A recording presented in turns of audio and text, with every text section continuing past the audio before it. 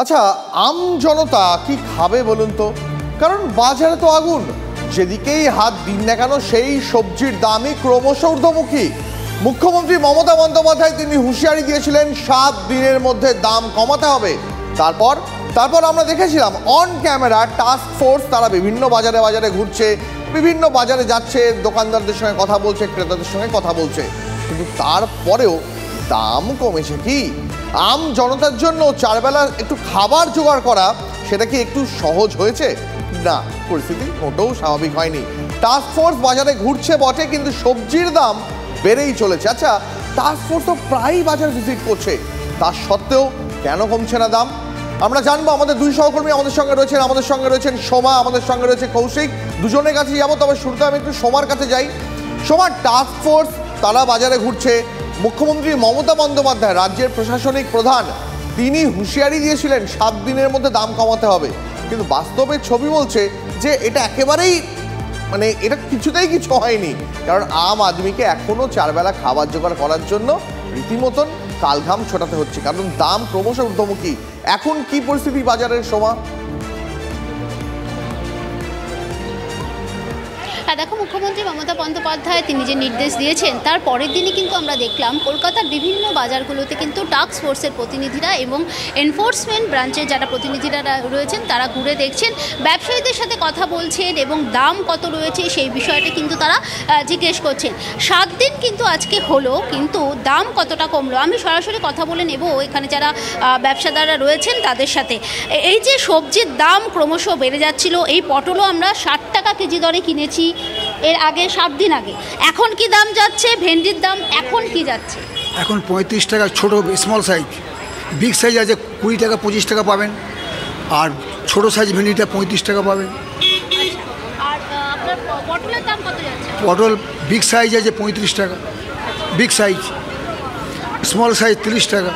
Tomato, বিনসের দামটা তো বিন আপনাকে একটু আগে বললাম, কালকে কিনেছি 400 টাকা, পালামেন 80 টাকা কিলো, হঠাৎ কালকে আবার হয়ে গেল 160 টাকা কিলো হোলসেল মার্কেট।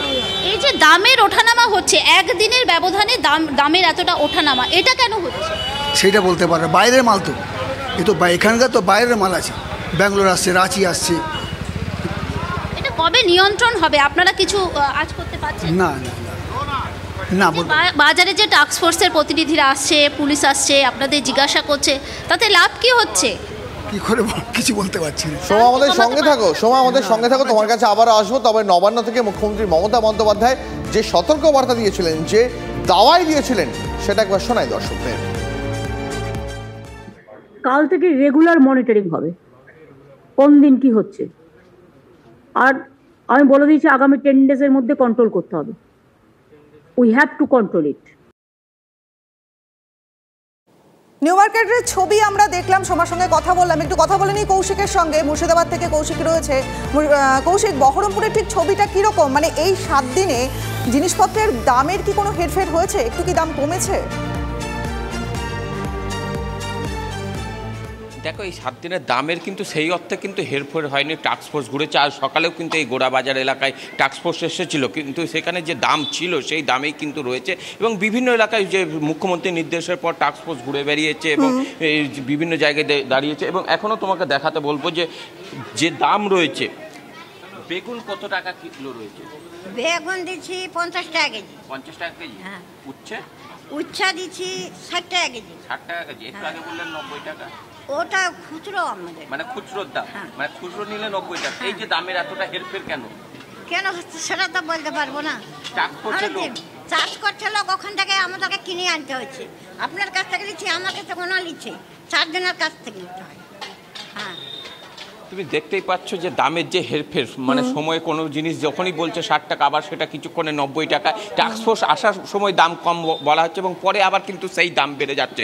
অর্থাৎ যে কড়া নজরদারি, সেই নজরদারি কিন্তু কোথাও যেন একটা অভাব রয়েছে। কৌশিক, একটা অভিনব তুমি একটা অভিনব সলিউশন দিলে। টাস্ক ফোর্স তারা যখন বাজারে আসছে তখন দাম কমছে, আবার টাস্ক ফোর্স যখন বাজার থেকে বেরিয়ে যাচ্ছে তখন সাধারণ ক্রেতাকে আবার সবজি বেশি দামে কিনতে হচ্ছে। দুর্দান্ত একটা ফর্মুলা বাতলে দিলে তুমি কৌশিক, আপাতত তোমাকে ধন্যবাদ। ধূপগুড়িতে দুর্ঘটনায় জখম অন্তঃসত্ত্বা মহিলা সহ 4 জন। প্রতিবাদে রাস্তা অবরোধ করে বিক্ষোভ স্থানীয় বাসিন্দাদের। বেহাল রাস্তার জন্য ভেমটিয়া এলাকায় টোটোর সঙ্গে গাড়ির ধাক্কা, গুরুতর জখম হন 7 মাসের অন্তঃসত্ত্বা মহিলা। রাস্তা সারানোর দাবিতে এবং দুর্ঘটনার প্রতিবাদে অবরোধ, যানজট।